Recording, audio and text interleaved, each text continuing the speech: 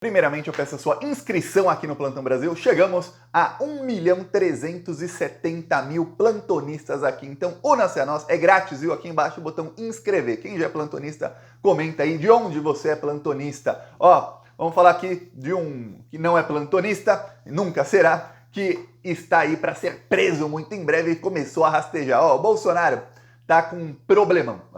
O problema do Bolsonaro maior hoje se chama Gonê. Gonê é o novo procurador-geral da República indicado pelo Lula. Ainda tem que ser sabatinado pelo Senado, vai ter uma votação, mas no caso dele vai passar fácil. O que acontece é o seguinte, logo que o Lula indicou o Flávio Dino ao STF e o Gonê para a Procuradoria-Geral da República, o entendimento em Brasília passou a ser, finalmente tem aí as condições favoráveis para que os inquéritos contra o Bolsonaro e contra o bolsonarismo acabem. Por quê? Porque o Alexandre de Moraes não iria encerrar o inquérito das fake news e o inquérito das milícias digitais se o Procurador-Geral da República não fosse alguém indicado pelo Lula, se fosse ainda o Augusto Aras, que engavetava tudo, ou se fosse a Eliseta Ramos, que ninguém sabe se vai para lá ou para cá, cada hora vai para um lado. Então, estava esperando essa indicação. O Lula não apenas fez a indicação, como colocou alguém da confiança, amigo de muitos anos, o Alexandre de Moraes. Então aí, o que acontece é que o Alexandre está só esperando essa nomeação ser confirmada pelo Senado, que deve acontecer entre 12 a 15 de dezembro, e várias investigações contra o Bolsonaro serão finalizadas ali e as denúncias serão feitas. Então a coisa vai ficar feia. O que acontece é o seguinte, o Bolsonaro passou a brigar contra a indicação do Flávio Dino ao STF, colocou isso como sua principal batalha ali. Por quê? Porque o Bolsonaro passou a acreditar em... de repente o Bolsonaro resolve acreditar de novo nos advogados, nesses mesmos conselheiros que sempre tentam acalmá-lo. Ele passou a acreditar em alguns rumores lá de que, olha, que estão no bolsonarismo. Parte da esquerda também tá, uma esquerda antipetista que não quer fazer antipolítica, também faz isso. São os rumores de que o Gonê é conservador, que ele é bolsonarista, que ele está muito mais pro lado do Bolsonaro do que da esquerda, que ele vai chegar lá e ele vai ajudar o Bolsonaro, enfim. Ele passou a acreditar nisso. Então, o PL passou a dizer, ok, a gente pode até votar a favor dele. Vamos encampar aqui contra o Flávio Dino. Bolsonaro deu a ordem para que nenhum senador do partido dele ou aliado a ele se encontrasse com o Flávio Dino quando o Flávio Dino for ali tentar se encontrar com eles. Porque o Flávio Dino, indicado ao STF, começou ali a peregrinação nos gabinetes dos senadores. É comum, como não, é praxe que o indicado à PGR ou ao STF vá falar com todos os 81 senadores, ou pelo menos com todos que o recebam. O Flávio Dino enviou convite até, por formalidade, mas enviou até para o Sérgio Moro e para o Flávio Bolsonaro. Podia ser pública a conversa dos três, eu ia adorar assistir. Pois bem, o Bolsonaro deu ordem para que ninguém votasse contra o Flávio Dino e para que o PL tentasse ali um encontro com o Gonê. Eis que o líder do PL no Senado se encontrou com o Gonê. E foi lá levar a mensagem que vem, obviamente, da cúpula do bolsonarismo para o Gonê. A mensagem é a seguinte, ele quer que o Gonê... eu não consigo falar sem rir, tô quase aqui ficando rouco de tanto rir. Tava lendo, eu não acreditava. Ele pediu para que o Gonê, primeiro, passe um pente fino em todos os presos do dia 8 de janeiro ali, desses terroristas presos, para que veja que tem muitos ali, ou todos, que estão presos ilegalmente. E segundo, que o Gonê use o seu cargo para lutar contra o fim da liberdade de expressão e contra os abusos do STF. O cara indicado pelo Alexandre de Moraes e pelo Gilmar Mendes, vai o líder do PL tem a cara de pau de pedir uma coisa dessas. Lembremos, o Alexandre de Moraes tem documento provando que ele seria sequestrado. O Gilmar Mendes vai acontecer também, tem documento aí, tem provas aí da Polícia Federal que tinha até um plano para caso o Bolsonaro ganhasse a eleição, já na semana seguinte pegar um juiz qualquer para prender o Lula e depois iam prender o Alexandre de Moraes. E depois que ele perdeu a eleição, os planos eram dar um golpe de Estado e sequestrar o Alexandre de Moraes. Peraí. Aí, lembremos, o Alexandre que é aí ligado ao Gonê, foi quem bancou aí a indicação dele ao lado do Gilmar Mendes, e aí o líder do PL acha. Depois, imagina, essa articulação toda envolvendo o Lula. Eu confio no poder de articulação do Lula, porque o Lula pega e às vezes dá nó em pingo d'água, você fala, caramba, como é que ele fez isso? Não só na política nacional, como muitas vezes na política internacional. Tá. Aí o Lula fez a indicação, colocou ali o Gonê, tem motivos, tem ali coisas que foram ditas, que são parte da articulação, que são o motivo do Gonê ter sido indicado no mesmo dia do Flávio Dino e ter sido o Gonê e não qualquer outro. Pois bem, aí o Bolsonaro, que nas indicações ele era assim, o Arthur Lira ia na jugular do Bolsonaro, o Bolsonaro fazia assim, liberava mais dinheiro, liberava indicação. Aí passavam 2, 3 meses, o Arthur Lira ia na jugular do Bolsonaro, o Bolsonaro fazia assim, liberava mais dinheiro, liberava mais indicação para Arthur Lira. Nessa, o Arthur Lira, no governo Bolsonaro, pegou o Ministério da Casa Civil, que era o Ciro Nogueira, que responsável por todas as nomeações, e conseguiu 72 bilhões de reais de bolsolão, ou orçamento secreto, que é como a Globo adorava chamar, para parecer que não era crime. O Estadão passou a chamar de orçamento paralelo, para nem parecer que é secreto, é só paralelo. Paralelo não tem problema. Você vai numa avenida, tem uma rua paralela da outra, uma avenida paralela da outra, uma das faixas paralela à outra, paralelo não é crime. Então, era essa a maneira do Bolsonaro fazer política. Então ele não entende que quando o Lula faz uma indicação, ainda mais hoje, que o Lula aprendeu a importância dessas indicações, aqueles conselheiros que falavam para o Lula, olha, tem que ter republicanismo, tem que ser gente imparcial em tudo, isso só alimentava a direita, porque a pessoa que é imparcial, geralmente, em 99% dos casos, ou ela já está com a direita ou ela vai ser rapidamente corruptível pela direita.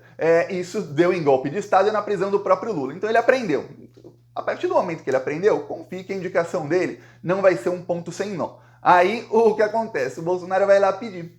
Aí outros parlamentares do PL passaram a até convidar, veja bem, é o PGR o candidato aí a PGR que foi nomeado, é ele quem se autoconvida, né? Posso conversar com o senador? Então ele quem convida os senadores para conversa. Mas alguns do PL já começaram a se antecipar e a convidá-lo para conversa, achando que ele vai soltar os terroristas e que ele vai aliviar para o Bolsonaro e para os bolsonaristas. Olha, é cada uma que esse pessoal faz que eu fico embasbacado. Aí o Valdemar da Costa Neto disse, aí saiu na imprensa, ele diz aí, não é em off, Valdemar disse, que não vê problemas aí na indicação do Gonê, e ainda faz pedido, aí eu não sei se o pedido foi só via imprensa ou se fez parte da conversa do líder do PL, talvez tenha sido parte da conversa, mas ele faz via imprensa também que, olha, tem casos aí envolvendo o PL no STF.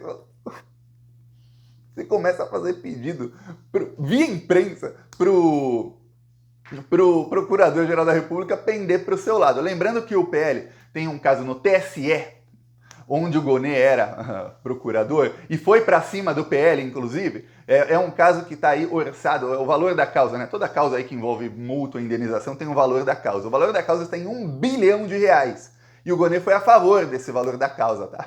Então, qualquer insinuação de que a gente vai aprová-lo aqui, a gente vai votar a favor dele, a gente só tem problema com o Dino, hein? Eu falava o Dino que é o problema, o Gonê não! Qualquer insinuação de que ele vai recuar nisso aí, quando isso eventualmente chegar no STF, porque do TSE acabando, não importa qual seja o resultado, quem perde recorre para o STF. Então vai acabar no STF. Ele já está ali pedindo, olha, nesse caso aí, quem sabe, olha, é desespero. Isso é desespero. A gente sabe que o bolsonarismo adora comunicar tudo via redes sociais, adora dar recadinhos via imprensa, mas pedir aí. E o pior, ele tem a reunião a portas fechadas com o Gonê, o líder do PL. Até esqueci agora o nome do senador, eu vou ver aqui. E eu lembro da cara dele e esqueci o nome. Ele tem reunião a portas fechadas e ele vaza o conteúdo da reunião e fala para a imprensa. Aí depois vai lá o Valdemar e fala mais. Imagina como deve estar irritado o procurador. Aqui, bolsonarista Carlos Portinho, do Rio de Janeiro. Então, aí, inclusive, essa matéria aqui que eu cliquei para mostrar a foto dele, é o que eu ia falar agora. Que ele ainda falou que, olha, líder do PL, hein, depois da ordem expressa do Bolsonaro via imprensa também, que ninguém poderia falar com o Flávio Dino. Ele ainda falou que, olha, eu até se o Flávio Dino me convidar para uma conversa, eu até posso falar com ele. Tanto o Valdemar quanto o Bolsonaro falaram que não era para nenhum senador da base aliada falar com o Flávio, nem conversar. Aí, meia hora depois disso sair na imprensa, a Damares confirma que, olha, se o Flávio Dino convidar, vou me encontrar com ele. Aí o Mourão fala, eu também. Você vê, pô, 2 traições. Até aí, se falava, não é gente do partido do Bolsonaro. Damares e o Mourão não são do partido dele. Mas os do PL devem aí acatar o Bolsonaro. Aí o Valdemar da Costa Neto saiu aí no UOL, saiu no Metrópolis, ele fala, olha, o Gonê a gente não tem restrições, mas agora o Flávio Dino não é para se encontrar com ele. Aí, no que ele fala isso, o líder do governo, que acabou de se encontrar com o Gonê, vai lá e fala, não, mas com o Flávio Dino eu também me encontro, só falta o convite. Pronto. É uma desorganização extrema. Porque você vê o líder do partido em desespero, porque tem uma ação que pode caçar o registro da candidatura, o registro do partido do PL. O PL não existirá mais se chegar ali, se acontecer a pena máxima. Se não, se for só uma multa, a multa pode chegar a R$1 bilhão. Aí você fala, Thiago, é muita grana. Sim, mas o fundo eleitoral da eleição passada foi de 5 bilhões para os partidos, quase 6. 5 bilhões e 870 milhões. O de 2026 deve ser maior. Então, você imagina que o PL, que elegeu 99 deputados, alguns tendem a ser cassados, mas mais de 90 terá?